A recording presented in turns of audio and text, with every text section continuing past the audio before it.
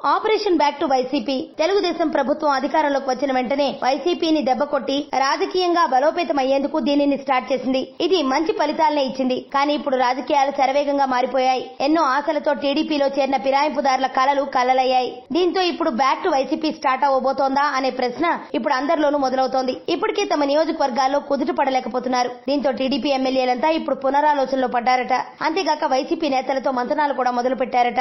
ఇక రేపో మాపో వైసీపీలోకి అన్న చందంగా ఉందట వారి వ్యవహారం. ప్లీనరీ ముందు ప్లీనరీ తర్వాత వైసీపీలో చాలా మార్పు కనిపిస్తోంది. ముఖ్యంగా పార్టీ అధ్యక్షుడు జగన్ ప్రకటించిన నవరత్నాలపై ఆ పార్టీ నేతలు ఎన్నో ఆశలు పెట్టుకున్నారు. ఇవి ప్రజల్లోకి తీసుకెళ్లేందుకు కూడా అంచెలంచెలుగా కార్యక్రమాలకు కూడా సిద్దమవుతున్నారు. వైసీపీ పరిస్థితి ఇలా ఉంటే టీడీపీ పరిస్థితి ఇందుకు పూర్తి భిన్నంగా ఉంది. నియోజకవర్గాల పెంపుపై కేంద్రం క్లారిటీ ఇవ్వడంతో నేతల్లో గుబులు మొదలైంది. ముఖ్యంగా ఫిరాయింపు ఎమ్మెల్యేలు మరింత ఎక్కువగా ఉంది.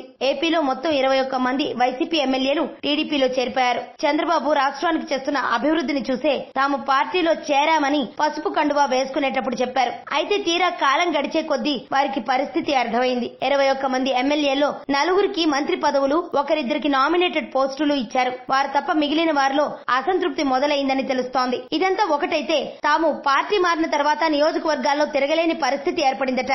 ముఖ్యంగా కోస్తా రాయలసీమకు చెందిన ఎమ్మెల్యేలు కొందరు వైసీపీ సీనియర్ నేతలకు ఈ విషయాన్ని చెప్పినట్లు తెలిసింది. తాము పార్టీ మారి తప్పు చేశామని అంగీకరించారట.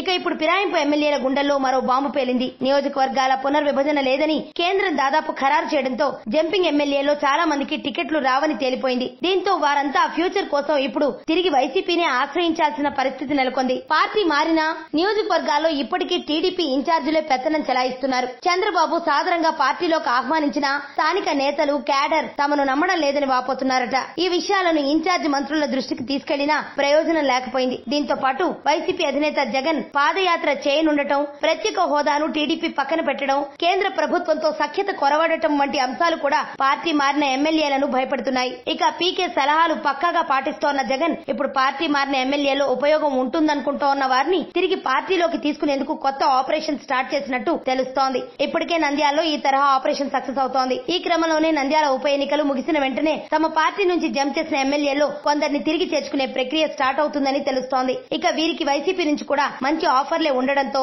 సొంత గూటికే వెళ్లిపోతే బెటర్ అనే ఆలోచనలో ఉన్నారట. దీనిని వైసీపీ సీనియర్లు కూడా ధృవీకరిస్తున్నారు. మరి ఏం జరుగుతుందో వెయిట్ అండ్ సీ. అంతుచిక్కని రహస్యాలు, మరెన్నో మనకి తెలియని పురాతన కట్టడాలు, వాటి వెనక దాగిన నిజాలు, పూర్వీకుల ఆచారాలు, మరెన్నో మూఢ విశ్వాసాలు, ఇలా కాలగర్భంలో కలిసిపోతున్న రహస్యాల కొరకు సబ్స్క్రైబ్ చేయండి రహస్యవాణి ఛానల్.